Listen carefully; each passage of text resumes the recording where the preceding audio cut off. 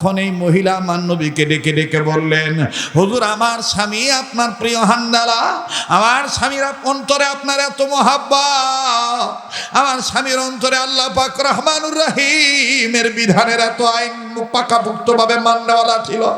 আমার স্বামী ফরজ গোসল করার জন্য পানির কাছে গেছে, কে জানি বলছে আপনি নবী নাকি দুনিয়া নাই গো নবীজি, কাফের বেঈমানরা আপনাকে হত্যা করে ফেলেছে।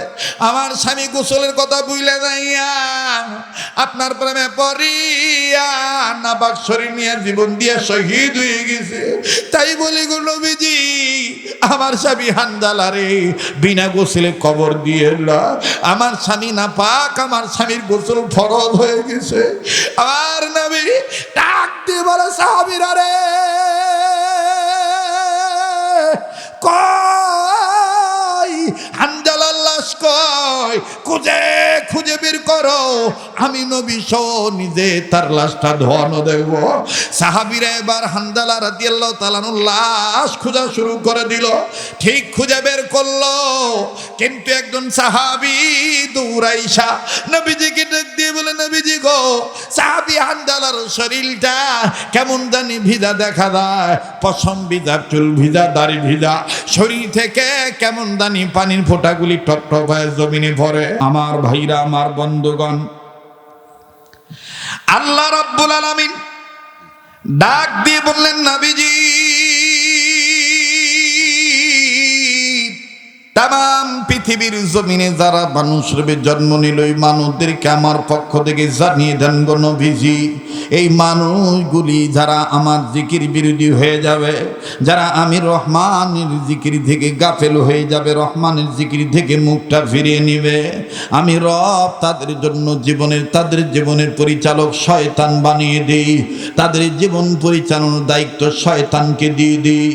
আরে বাবাজি, এইখানে বুঝতে হবে জিকির মানে কি। মুসলমান ভাইরা, আমার বন্ধুগণ, বানোয়াট কোনো বক্তব্য নয়। কোরআনুল কারীম আপনি খোলেন, গোটা কোরআনের মধ্যে আমার বন্ধুগণ জিকির শব্দের যত অর্থ আছে, তন্মধ্যে মুফাসসিরিন কেরামগণ জিকিরের অর্থ বের করেছেন গোটা কোরআন শরীফের মধ্যে 114 সূরার মধ্যে হইতে 6666 খানা আয়াত অথবা 6236 খানা আয়াত। আমার ভাইরা, কম বেশ হতে পারে, টোটাল আয়াত থেকে আমার বন্ধুগণ মুফাসসিরিন কেরামগণ আয়াতগুলো বাছাই করে সুন্দর করে আমার বন্ধুগণ নির্বাচিত করে বলে দিয়েছেন। কোরআনুল কারীমের মধ্যে জিকির শব্দের অর্থ টোটাল হলো 5টা। আওয়াজ দিয়ে বলেন কয়টা? আর একবার আওয়াজ দিয়ে বলেন কয়টা? আরে বাবাজি, বারবার বলবো, কেউ যদি চলে যায় চলে যেতে দিবেন। এই পাগল শরীয়তপুরীর কণ্ঠটা আপনাদের কাছে চিরচেনা কণ্ঠ বাবাজি, যেইটা আপনারা আলোচনা সর্বাধিকভাবে যার যখন মনে চায় আপনারা মোবাইলের মাধ্যমে শোনেন, কেউ টেলিভিশনে দেখেন, আমার বন্ধুগণ কেউ ইন্টারনেটের মাধ্যমে, ইন্টারনেটের সহযোগিতায় ইউটিউবের মাধ্যমে, ভিটমেটের মাধ্যমে, ইউটিউবের মাধ্যমে দেখে থাকেন বন্ধু। আর বাবাজি, পরিচিত মানুষদের কাছে দিন প্রচারের লক্ষ্যে বলছি বন্ধু, কোন কোরআনুল কারীমের পক্ষে আল্লাহ পাক দলিল দিয়ে দিলেন, কোরআন দিয়ে মুমিনদের পক্ষে আল্লাহ দলিল দিয়ে দিলেন। জিকির শব্দের অর্থ আমার বন্ধুগণ 5টা। এই কোরআনুল কারীম এমন একটা কোরআন, এই কোরআনের পক্ষে যে মানুষগুলি আগায় আসবে, এই মানুষগুলি যেই ধর্মের হোক না কেন, আমার ভাইরা যে জাতের হোক না কেন, আল্লাহ বললেন, নবীজি মানুষ রূপে জন্ম নিল, এই মানুষগুলি যদি আমার কোরআনের ডাকে সাড়া দেয়, আমার আহ্বানে সাড়া দেয়, আমি আল্লাহ তাদের জীবনের তাদেরকে 2টা জিনিস পুরস্কার দেব। নাম্বার 1, আমি আল্লাহ তাদের জিন্দেগির গুনাহগুলি নাম্বার 2, আমি আল্লাহ তাদের আমলনামায় জান্নাত লেখে ধন্য করে দেব। আওয়াজ দিয়ে বলেন না সুবহানাল্লাহ। আরো জোরে জোরে বলেন না সুবহানাল্লাহ। ওয়াল্লাহু ইয়াদউ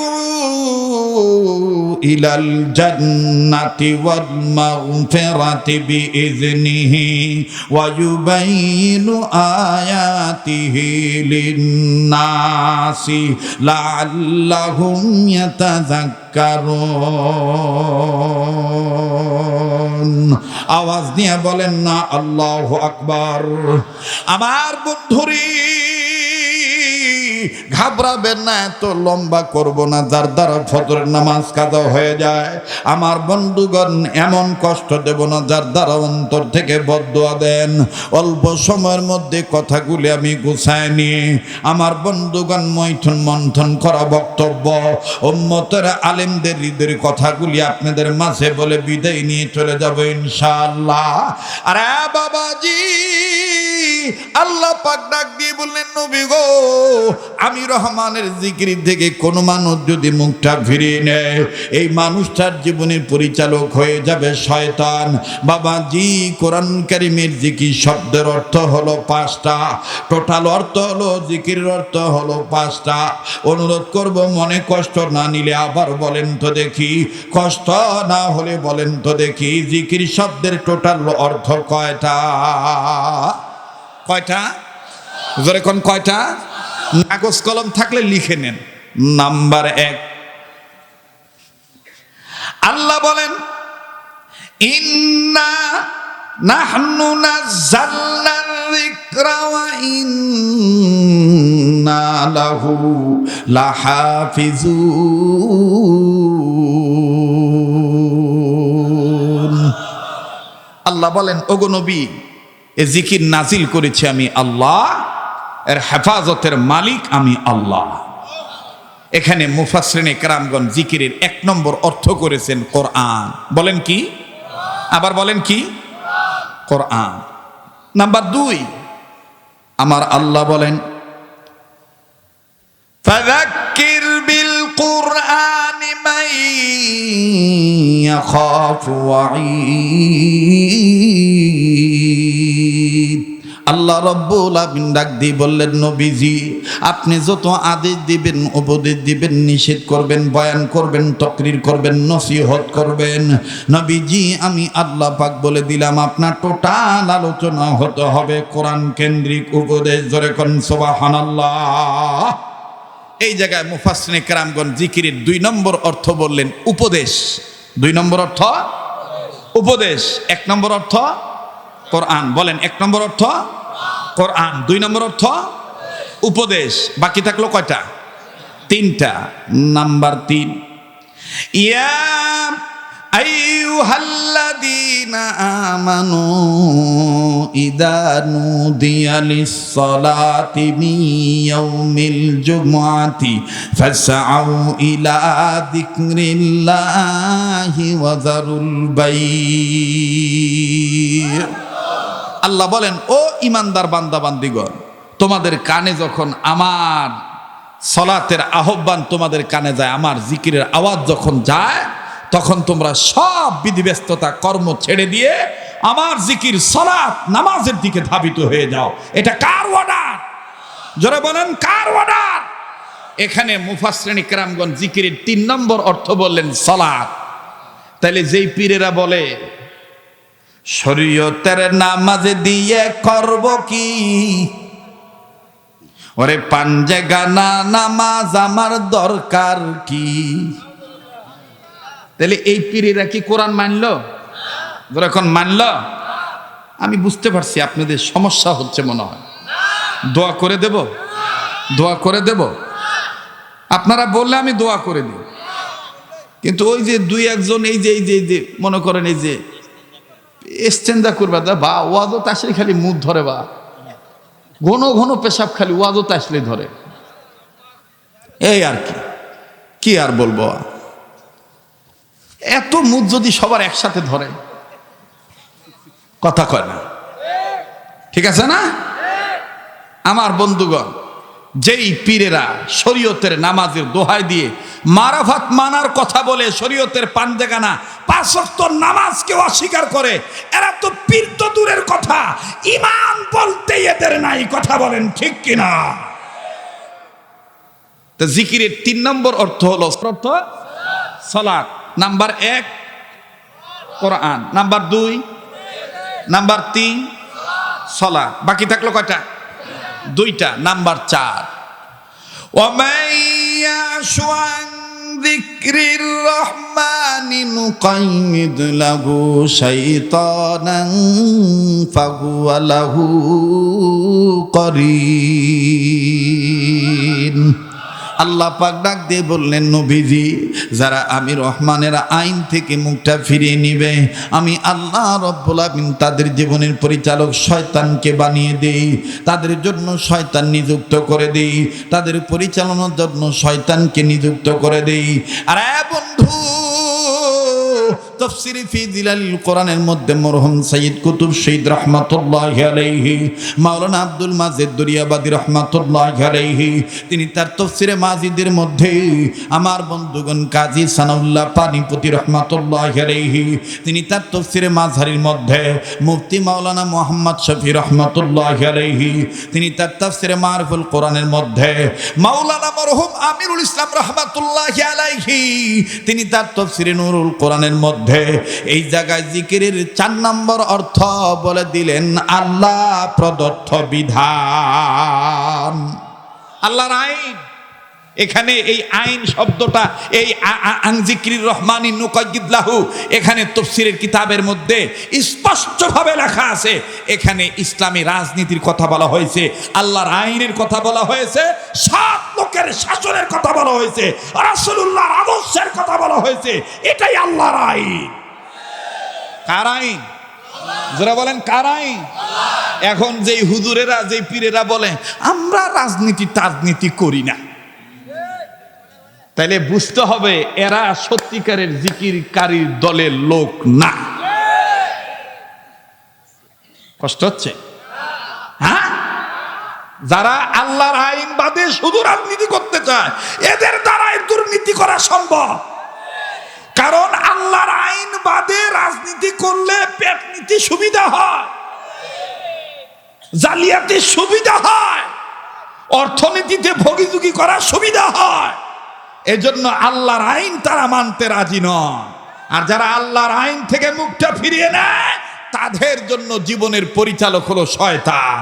যাদের জীবনের পরিচালক শয়তান হয়, তাদের ভগবান, তাদের রাম, তাদের ঈশ্বর, তাদের গড, তাদের প্রভু নরেন্দ্র মোদী হয়, ডব্লিউ বুশ হয়, বারাক ওবামা হয়, ডোনাল্ড ট্রাম্প হয়। কথা বলেন ঠিক কিনা?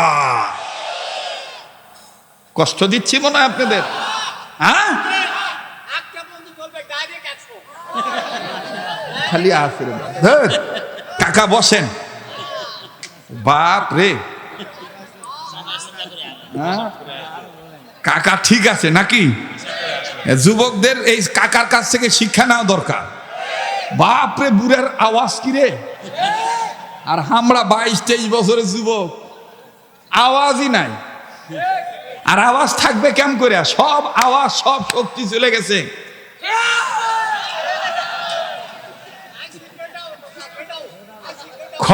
সব শক্তি কুত্তি চলে গেছে। কথা কয় না? শক্তি এখন ইনকা করে যায়, মানে লুঙ্গি পরারও শক্তি ওর মতন ভালো মতন নাই। কেমন আছো গো জান?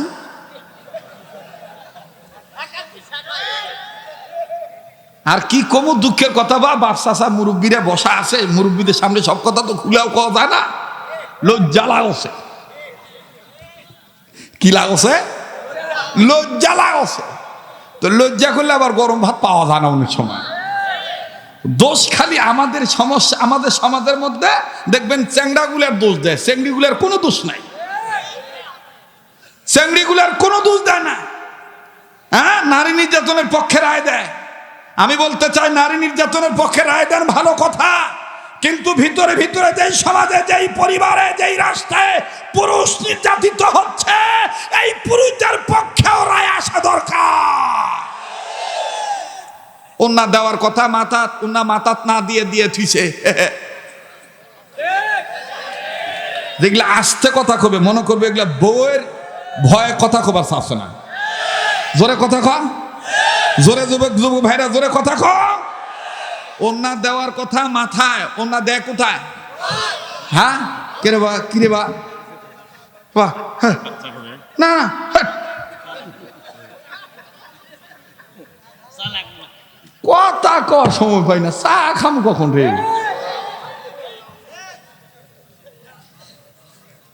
রাগ করলি নাকি? আমি চার বিরোধী না, তবে আমি চা খাওয়ার মানে আমার এটা অভ্যাস নাই। পান খুব খাই, কিন্তু বোঝা যায়, বোঝা যায় কথা কয় না, বোঝা যায় রে বা, বোঝা যায় না। কত মানুষ কত কথা কয়, পান খেলে জিবলা মোটা হয়, গলার আওয়াজ ফ্যাস ফ্যাসা হয়, ইনকা হয় উনকা হয়। হ্যাঁ ক্যানকা হয়।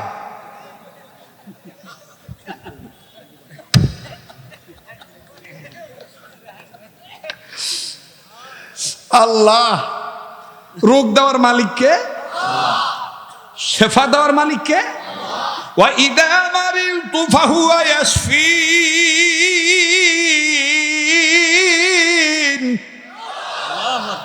আপনার নিয়তের মধ্যে যদি ভালো থাকে তাহলে আপনার ফল ভালো হবে। বা নিয়তের মধ্যে যদি ঝামেলা থাকে তো যতই আপনি পান সিগারেট থেকে দূরে থাকেন, আপনার এই নিয়তের কারণে আপনার যক্ষা ধরবেই, রক্ষা হবে না। বাপরে, এটা একটা সোতাবাসী বা আগুন মানে কি? ওনার জ্বালায় দেখা যায় কোথায় কথা আছে না, মনে হয় যে কেরাসিন তেল গাও ঢালা লিয়াচ্ছে। কথা কওয়ার সাথে সাথে ধাপ করে আগুন ধরে যাচ্ছে।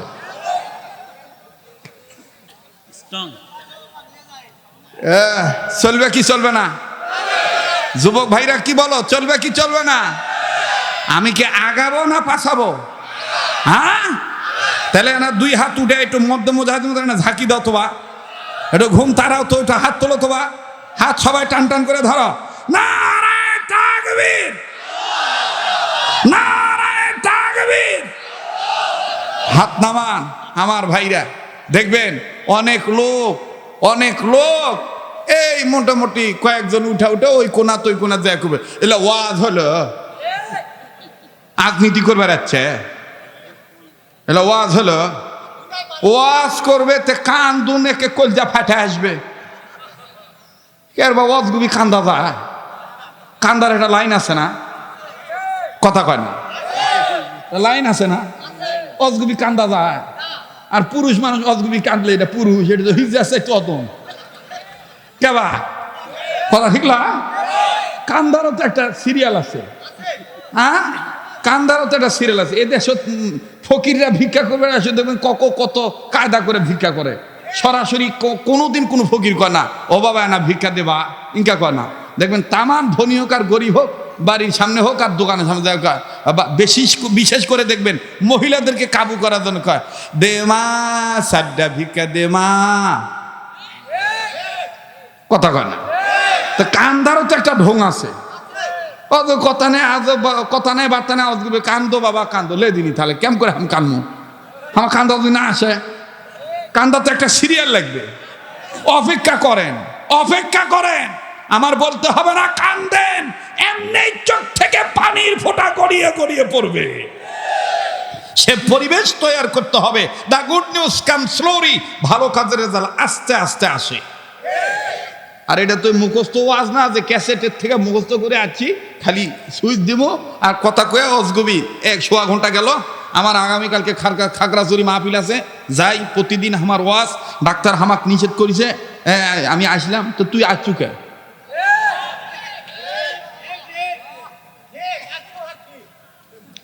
তুই আসছু কে? তোকে আল্লাহ বানাইছে এই কামের জন্য, এই কামটাই তোর জন্য নিয়ামত। এই নিয়ামতকে তুই যদি চোরামি করিস, ফাঁকিবাজি করিস, এই নিয়ামত আল্লাহ ছিনিয়ে নিবে। কথা কয় না? এত কষ্ট করে লিয়ে আসো বা, লিয়ে আসা বাপরে বাপ, আর মানে অবস্থা কি? এই জন্য আমি খালি বক্তাদের অবস্থায় দেখে খালি হাসি। পারলাম না ভাই ওনকা ডিজাইন করবে, এই এখনো দেখে না গরিব মানুষ বা দিন আনতে দিন খায়, নুন আনতে পান্তা পুরায়, লুঙ্গি বড়ে ঘুরি, কথা বোঝেন নাই? ওই আমার এক চাষা কষল, ভিতরত মাল থাকলে বা উপরে তত সাইনবোর্ড চকচকা করা লাগে না।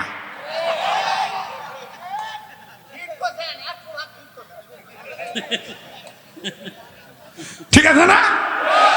দেখবেন যে জয়পুরহাটের মধ্যে অনেক পুরান দোকান আছে, শাটারেও ভালো মতন রং করে না, দোকান খুলতে দেরি, কাস্টমারের অভাব নাই। আর কত দোকান দেওয়ার আগে এবারে জয়পুরহাটে নতুন আকর্ষণ হিসেবে চলে আসতেছে সুরমা রেস্ট বোর্ডিং হাউস। একটা খরিদ্দারও নাই, কথা কয় না।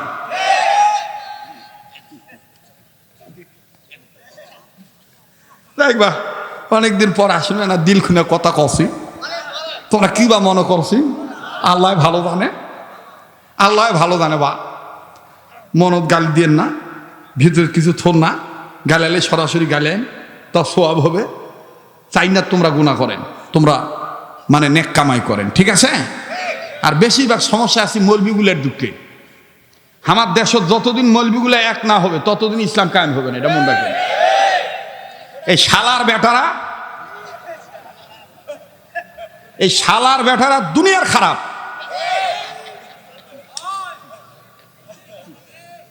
আওয়ামী লীগ আসলে আওয়ামী লীগ কয় ওই আমার মার ভাতার, বিএনপি আসলে বিএনপির কাছে থেকে মাল নেওয়ার জন্য কয় ওই আমার মার ভাতার।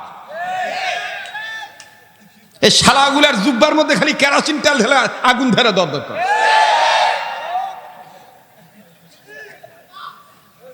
শালার বেটারা,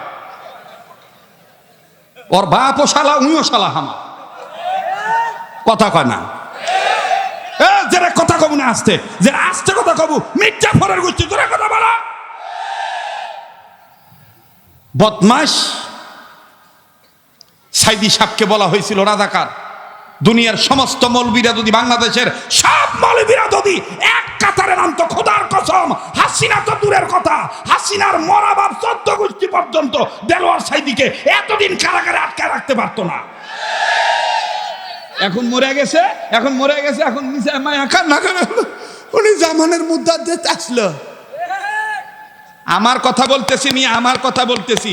সাইদি সাহেবের পক্ষে ওয়াজ করছি বিদায় বহু হুজুর আমাক কইছে এ জামাত ইসলাম করে, এর আকীদা খারাপ, এই জন্য শালার বেটা কয়ে গালি দিলাম। হ্যাঁ, যেই দেশে যেই ভাও ওইভাবে নাও বাও। মুনাফিক চিনতে হবে, মনে রাখতে হবে 114 সূরার মধ্যে 3টা সূরা, সূরা কাফিরুন, সূরাতুল মুমিনুন, সূরাতুল মুনাফিকুন। মুনাফিকদের চিনতে হবে, আপনার সাথে খাবে, আপনার সাথে এক কাতারে নামাজ পড়বে, অথচ ভারতের পক্ষে যে প্রশংসা করবে, সুযোগ পাইলে আপনার বিরুদ্ধে মামলা করবে। এই শালার বেটাদেরকে জমিন থেকে আগে উদ্ধার করতে হবে, কথা কয় না? দেখবেন এখনো অনেকে বসে বসে বলবে, আবার অনেকে বলতে পারেন হুজুর শালা বলে কওছেন, গালি দিচ্ছেন, এটা তোমার কাছে গালি, আমার কাছে খুব ভাল লাগিচ্ছে। যেমন আমার ডাকাত শালা সারা কথাই কয় না। আবার হেলা কই যাবে লইছ? আমার চাচা আমাকে এভাবে বলে, আবে হালা কই যাইবে লইছ? আবার যাইতে চুজ কয়, আমি যাইবে লইছি কাকা, আজকে বয়ান আছে জয়পুরহাটে। ও হালা খায় কাম পাস না, বৃষ্টির দিন ওয়াজ করবা যাসনি। এক দেশের গালি আর এক দেশের, এক দেশের গালি আর এক দেশের। এখন তুমি বলবে মৌলবীর মুখ খারাপ, তোমার অন্তর খারাপ, তোমার চিন্তা খারাপ। এজন্য পায়ে হাত দিয়ে বলবো, আসেন না এক কাতারে চলে আসি, মসজিদের ভিতরে এক কাতারে যেভাবে সব দলের মানুষ নামাজ আদায় করি, মসজিদের নামাজের পরিবেশটা আসেন না সমাজে কায়েম করি। তাহলেই রাম, বাম, চ্যাটার্জি, মুখার্জি, গঙ্গোপাধ্যায়, চট্টোপাধ্যায়, হরিদাস পাল, ল্যান, সেন, দাদাবাবুর গোষ্ঠীরা মুসলমানদের উপরে লাল চোখ করে তাকানোর সাহস পাবে না।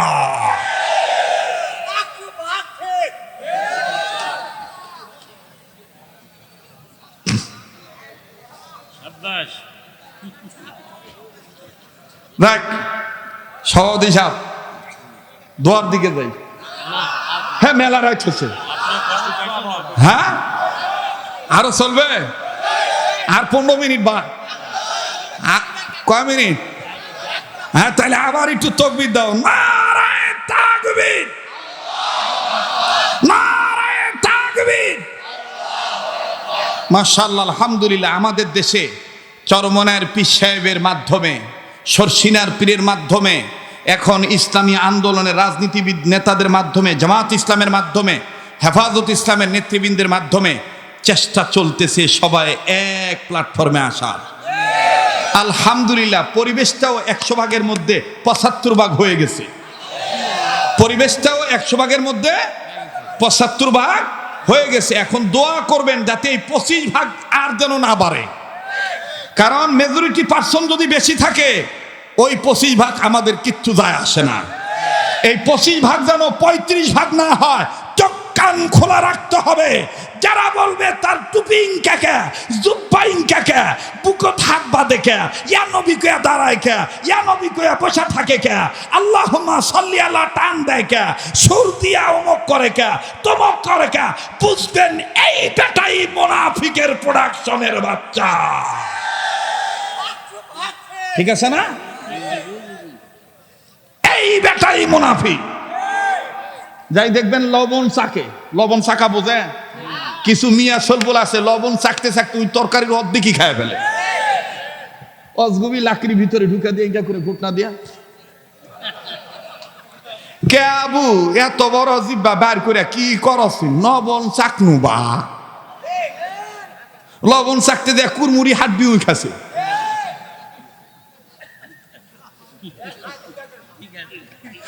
এই জন্য এই কুরমুড়ি হাড্ডি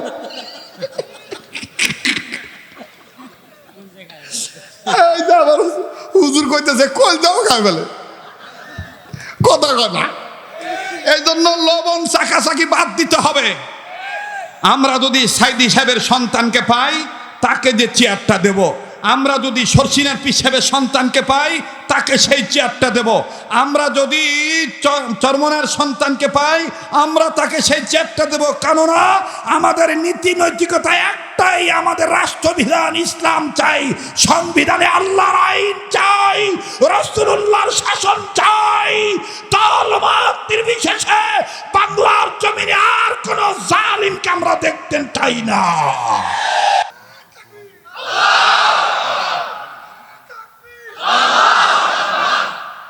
আল্লাহ আমাদের সবাইকে এক এবং নেক হওয়ার তৌফিক দান করেন। এই জন্য আমাদের বাংলাদেশে একজন মুরব্বী ছিল মোহাম্মদুল্লাহ হাফিজ হুজুর, যার মার্কা ছিল বট গাছ। কি মার্কা? বট গাছ। উনি স্লোগান দিতেন, দুনিয়ার মুসলিম এক হও নেক হও, দুনিয়ার মুসলিম এক হও নেক হও, দুনিয়ার মুসলিম এক হও, এক হও নেক হও। বলেন দুনিয়ার মুসলিম, দুনিয়ার মুসলিম, নারায়ে তাকবীর। তাহলে ভাই আমার জিকির করার আগে আমার নিয়ত পরিশুদ্ধ করতে হবে। আমি কার নামের জিকির করব? যারা বলেন কার নামের? আমার ভাইরা, আমার বন্ধুরি,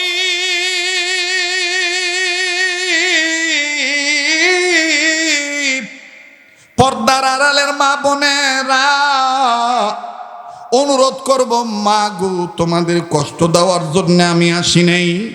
ও ভাইয়া, ও আমার প্রাণের বাবাজিরা, আগামীকালকে আমি দুনিয়ার জমিনে নাও থাকতে পারি। দেখো তো সোনার বাপজানেরা আমার, এক ফোঁটা চোখের পানি তুমি ফানাইতে পারো কিনা? দিলখানা তোমার নরম হয় কিনা?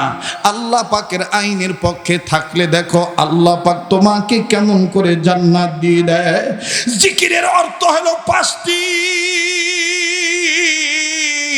এর মধ্যে আমি আপনাদেরকে সিরিয়াল ভাবে 4টা বলেছি।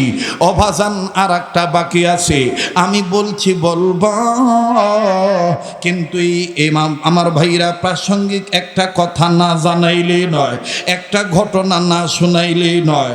আয়াতের সাথে আমি আপনাদেরকে ঘটনাটা শোনাই দেই বন্ধ। বাবাজি, যেহেতু এটা জয়পুরহাট জেলার মধ্যে উল্লেখযোগ্য একটা পরিধানযোগ্য আমার বন্ধুগণ একটা মশহুর প্রসিদ্ধ কামিল মাদ্রাসা, নোমানিয়া কামিল মাদ্রাসা।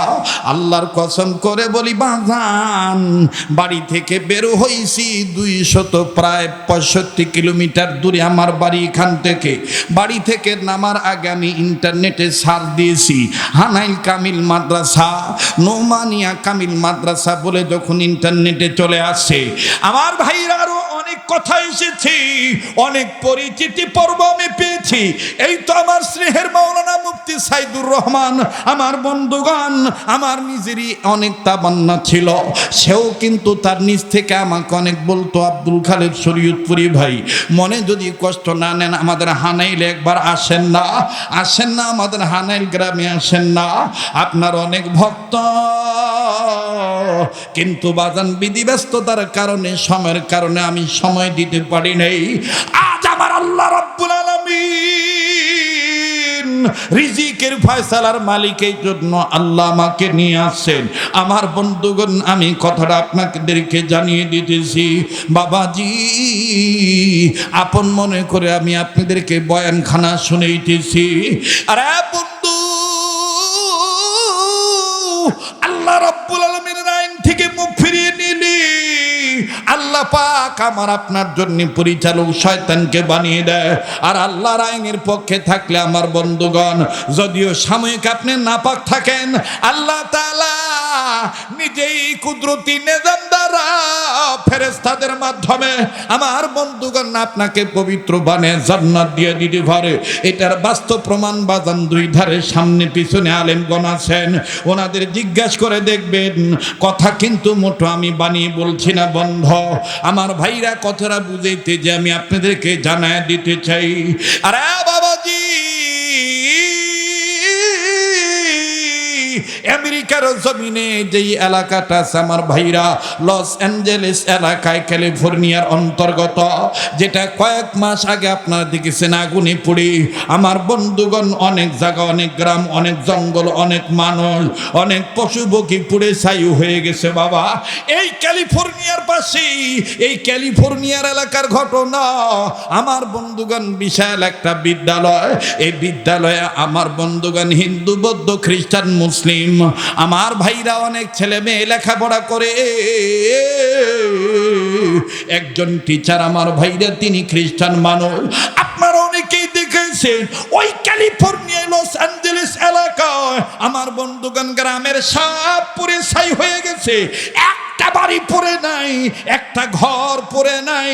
আমার বন্ধুগণ, এই ঘরটা কার ছিল? এই বাড়িওয়ালা কে ছিল? কেনই বা তার ঘরটা পড়লো না বাবা?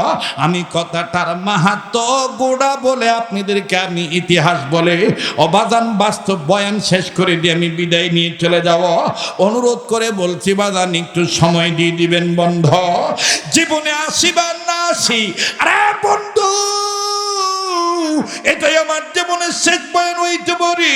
ওই ক্যালিফোর্নিয়া এলাকায় ওই বিদ্যালয়ের মধ্যে ক্লাস চলতেছে, টিচার হঠাৎ করে সবক পড়ানো বাদ দিয়া পড়া বন্ধ করে দিয়া এক এক ছাত্র ছাত্রীদেরকে দাঁড় করে, তাদের ভিতরের প্রতিভা, তাদের টেন্ডেন্সি, ফিলিংস, কিউরিসিটি, আমার বন্ধুগণ বড় হলে কে কি হতে চায় এটা জানার জন্য টিচার মহোদয় স্টুডেন্টদেরকে দাঁড় করাইতেছে। প্রথম নম্বর একজন ছাত্রকে দাঁড় করাইলো, দাঁড় করায় বলতেছে, বেটা তুমি বড় হলে কি হতে চাও? এই ছেলেটা দাঁড়িয়ে ডাক দিয়ে বলে, স্যার গো, আমি বড় হইলে ইঞ্জিনিয়ার হতে চাই। শুনতেছেন আপনারা? শুনতেছেন আপনারা? বলে, স্যার আমি বড় হইলে আমি ইঞ্জিনিয়ার হতে চাই। এবার বলে আমার ভাইরা, স্যার বলতেছে গুড আইডিয়া, বসে পড়ো। এবার দ্বিতীয়জন আর একজন দাঁড়াও, দ্বিতীয়জন আর একজনকে দাঁড় করায় বলতেছে, তুমি বড় হলে কি হতে চাও? বলে আমি বড় হইলে ডক্টর হতে চাই। বলে ঠিক আছে ঠিক আছে, তোমারও আইডিয়া ভালো, এবার দেখি তোমার আশা তো অনেক ভালো। 3 নম্বর আর একজন দাঁড়াও। ওই 3 নম্বর ছেলেটা যখন দাঁড়ালো, দাঁড়িয়ে ডাক দিয়ে বলে, স্যার গো,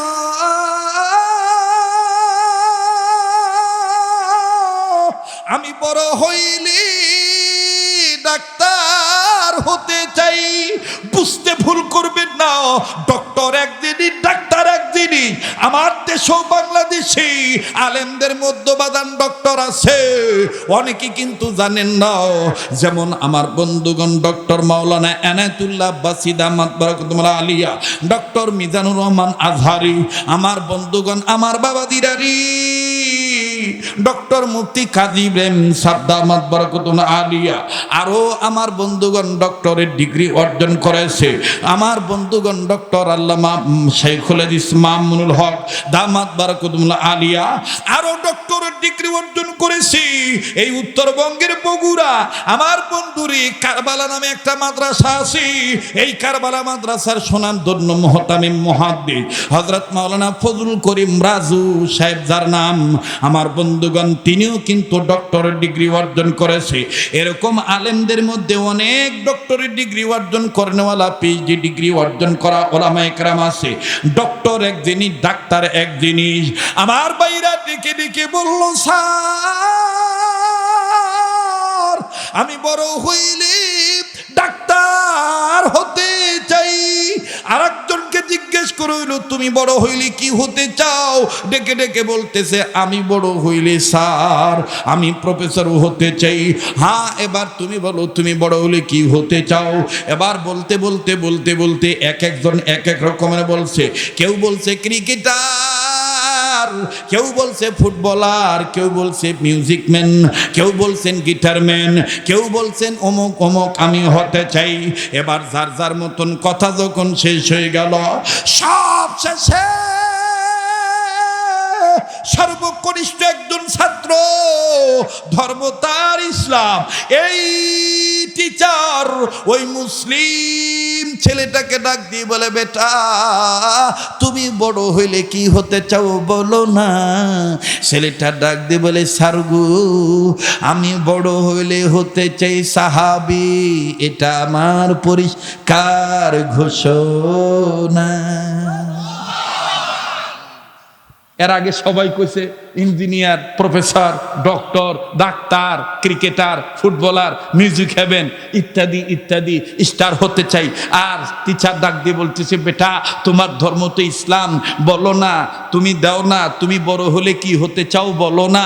ছেলেটা বলে, স্যার আমি বড় হলে সাহাবী হতে চাই, এটা আমার পরিষ্কার ঘোষণা। একটু বেড়ে যাচ্ছে কিন্তু সময় লাগবে, কিন্তু কষ্ট হচ্ছে না তো? ভাইজানের হয়তো অনেক ব্যস্ত আছে, ভাইরা তো অনেক ব্যস্ত থাকে। আর আমার এটা ছোটবেলা থেকে অভ্যাস, আমি পাবলিক ঠকাই না। আহারে, আল্লাহ জান্নাত নসিব করেন। আমার ভাইরা, আমার বন্ধুগণ, গতকাল কিরকম, আমি গতকালকে মাহফিল ছিল আমার চাঁদপুর শহরে। নজরুল ইসলাম কাসিমি সাহেব, ইলিয়াসুর রহমান জিহাদি সব শেষে দিছে আমার। তা আমি বললাম, ভাই আমার খ্যাপ এত লাশ থেকে। ভাই তোর ভিতর যে জাদুকরি ভাব আছে ভাই, তোর পরে যদি আমরা উঠি কাম হবে না, কারণ তুই আলাদা গিরিঙ্গিবাস। কুট থেকে কুডা কি আনা জোড়াতালি দিব, পাবলিক লম্প সম্পদে উঠবে। এই মাসরা করে সব হুজুরে পরে আমাকে দিছে ঠিক 12:15। আজকেও তো মোটামুটি 11টার পরেই পাইছে নাকি কন, ঠিক না? এই আর কি, ছোট মানুষ দাদা, খেপ সবার লাস্টে আসে। যাই হোক, যা পাই ডাকরা পুটি জাল মাছ যাই পাই, আলহামদুলিল্লাহ বলেন, আলহামদুলিল্লাহ। তো ওয়াজের মধ্যে বয়ান করছি, এটা আমার জীবনের শেষ বয়ান হইতে পারে। আল্লাহর কসম, আল্লাহর কসম, আল্লাহর কসম। স্টেজ থেকে নামছি, রেস্ট হাউসে গেছি, পানটা মুখে দিছি, পাশের ঘর থেকে চিৎকারের আওয়াজ, আমার বাবা দুনিয়ায় নাই। ওই লোকটা মোনাজাত করে বাড়িতে গেছে, বাড়িতে যেয়ে পাঞ্জাবিটা খুলছে, এক গ্লাস পানি খাইছে, কালেমা পড়তে পড়তে লোকটা ইন্তেকাল করছে। গতকাল, গত রাত্রে। তখন তার ছেলে বলতেছে, হুজুর মনে হয় আপনার মোনাজাত পর্যন্ত আমার আব্বার হায়াত ছিল। ভাই কাজেই আমি আগামীকালকে যে বেঁচে থাকবো, আপনি যে বেঁচে থাকবেন, কোনো গ্যারান্টি নাই ভাইয়া। কথা বলেন ঠিক কিনা? আমার ভাইটি এখানে বসে আছে, ওনার কাছে একটু আগেই খবর আসলো একজন দায়িত্বশীলের স্ত্রী, না স্ত্রী, এই যে মানে বাথরুমে যেই দুনিয়া ত্যাগ করছে, শেষ নিঃশ্বাস ত্যাগ হয়ে গেছে। আহা, কার হায়াত কে কখন দুনিয়া থেকে চলে যাব ভাই কেউ বলতে পারবো না।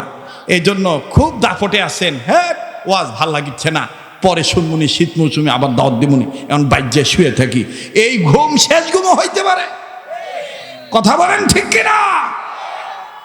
আল্লাহ আমাদেরকে বুঝ দান করেন, বলে না আমিন। তো এইবার ডাক দিয়ে কয়, স্যার আমি বড় হইলে সাহাবী হতে চাই। টিচার হতভম্ব হয়ে সবাইকে চুপচাপ করে বসে থাকতে বলে টিচার বলতেছে, হোয়াট ইজ দিস সাহাবী? সাহাবী কি? ছেলেটা বলতেছে, স্যার সাহাবী কি এই বিষয়ে যদি জানতে চান আমার বাড়িতে দাওয়াত নেন। সুবহানাল্লাহ বলবেন না? বলে আমার বাড়িতে দাওয়াত নেন। খুব খেয়াল করবেন, জিকির যে আল্লাহর রহমান, আল্লাহর পক্ষের আইন। যাওয়ার আগে উস্তাদ বলে দিয়েছে, খবরদার আতর নেওয়া যাবে না, কোনো ভালো ধরনের সুগন্ধি কিন্তু ব্যবহার করা যাবে না, গেলে কিন্তু তুমি কিন্তু এই গ্রান পাইবা না। ওখানটিতে যাওয়ার আগে বাজান চেক করে কারো কাছে কোনো আতর আছে কিনা। আরে বন্ধু, ভালো করে গোসল করা হইল, কোন ধরনের কোন সুগন্ধি ব্যবহার করলাম না বাবা। আল্লাহর কাছে পানা চাই আর আল্লাহর কাছে সাহায্য চাই। আল্লাহর কাছে বলি, আল্লাহ হানজালার কবর থেকে জান্নাতের গ্রান যদি নাকে আসে, ও আল্লাহ তাইলে আর আমার দ্বারা গুনাহ হবে না। আল্লাহ গো, ইসলামী আন্দোলনের কর্মী পাক্কা হইতে পারবো। আল্লাহর কাছে যখন এইভাবে কান্নাকাটি শুরু করলাম, আমার সাথে বাংলাদেশের উল্লেখযোগ্য আলেম ওলামা ছিল। বাবাজি, বিশাল একটা জামাত গেলাম। 1 মিনিট, 2 মিনিট, 3 মিনিট, 4 মিনিট,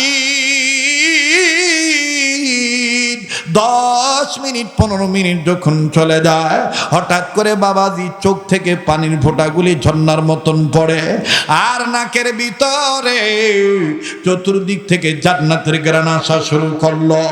এত সুন্দর গ্রান রে জীবনে কোনোদিন পাই নাই।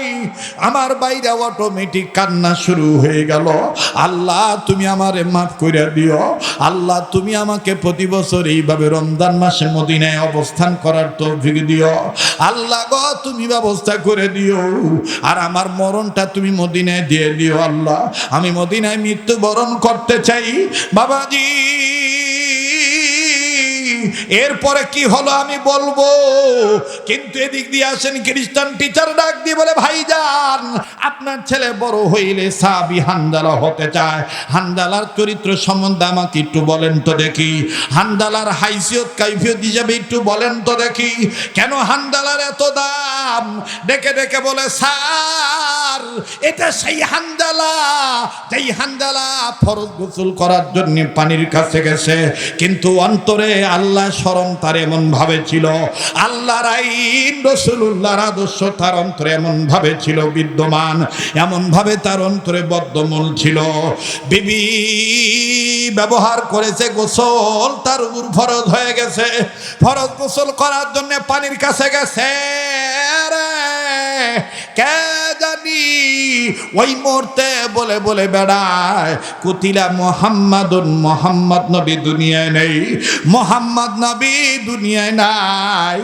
সাহাবী হানজালা কাউকে কিছু না বলিয়া গোসল না করিয়া নাপাক শরীর লইয়া বিবির কাছে যাইয়া ডাক দিয়ে বলে, বিবিরি দে দে আমারে তরবারি দে, আমি তরবারি নিয়ে যুদ্ধের ময়দানে যাব। বিবি ডাক দিয়ে বলে, স্বামী আমার আপনি তো নাপাক, আপনি তরবারি দিয়ে কি করবেন? হানজালা ডাক দিয়ে বলে, বিবি রে আমি কার জন্য গোসল করবারি? তুই কি শুনুস নাই আমার নবী দুনিয়ায় নাই, আমার নবী মুহাম্মদকে কারা যেন মাইরা ফলাইছি, আমার নবী নাকি শহীদ হয়ে গেছে, আমার নবী নাকি দুনিয়ায় নাই, আমি কার আমার জন্য গোসল করব রে, দাঁড়া দে বিবি তরবারি দি, বেঁচে থাকলে দেখাবে দুনিয়ায়, আর না হয় দেখাবে কিয়ামতের ময়দানে। দিয়ে দে রে বিবি, বিদায় দে, তরবারি দিয়ে দে। সাহাবী হানজালা তরবারি খানা লইয়া একটা দৌড় মাইরা যুদ্ধের ময়দানে ঝাঁপিয়ে বললেন, আমার ভাইরা আল্লাহর মাদদে, কয়েকজন কাফের বেঈমান কি চিরতরে দুনিয়া থেকে বিদায় করে জাহান্নামে পাঠিয়ে দিলেন। এক পর্যায়ে সাহাবী হানজালার উপরে কাফেরদের পক্ষ হইতে উপর্যুপরি হামলা আসলো। কাফের বেঈমানদের আক্রমণে আক্রান্ত হইয়া সাহাবী হানজালা শহীদ হইয়া যায়। যুদ্ধ যখন শেষ হয়ে গেল, যুদ্ধ যখন শেষ হয়ে যায়, আমার নবীজি সাহাবীদেরকে ডাক দিয়ে বলে, সাহাবীরা রে, আজই ইসলামের জন্য, আল্লাহর আইন বাস্তবায়নের জন্য, ধর্মকে প্রতিষ্ঠিত করার জন্য, আল্লাহর বিধানের পক্ষে যারা জীবন দিয়ে শহীদ হইল, আমি নবী বলে দিলাম, এই শহীদদের লাশ খুঁজে খুঁজে বের করো, এদেরকে বিনা গোসলে কবর দাও, এদেরকে গোসল দেওয়া লাগবে না রে শহীদ।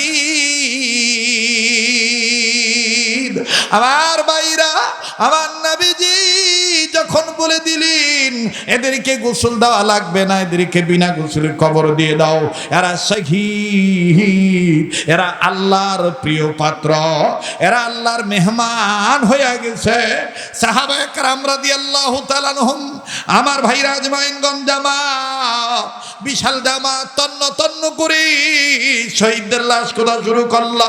শহীদদের লাশ খুঁজে খুঁজে বের করি, সব শহীদদেরকে বিনা গোসলে যখন কবর দিতে যায়, ঠিক ইন্ডিমিনটেন একজন মহিলা আউলাকে সে পাগলিনী বেশে বহুদূর থেকে আমার নবীজিকে উদ্দেশ্য করে ডাক দিয়ে বলে, নবীজি গো, সব সাহাবীদেরকে বিনা গোসলে কবর দেন, আমার স্বামীরে বিনা গোসলে কবর দেন না গো নবীজি। আমার নবী বললেন, মাগো, কে তোমার স্বামী? কোথায় তোমার বাড়ি? কোথায় তোমার ঘর? কেন এবার তোমার স্বামীরে বিনা গোসলে খবর দেব না? বলো বলো বলো, তোমার পরিচয় বলো। ওই খ্রিস্টান টিচার কি মুসলিম ছেলেটার পিতা ডাক দিয়ে বলে, স্যার।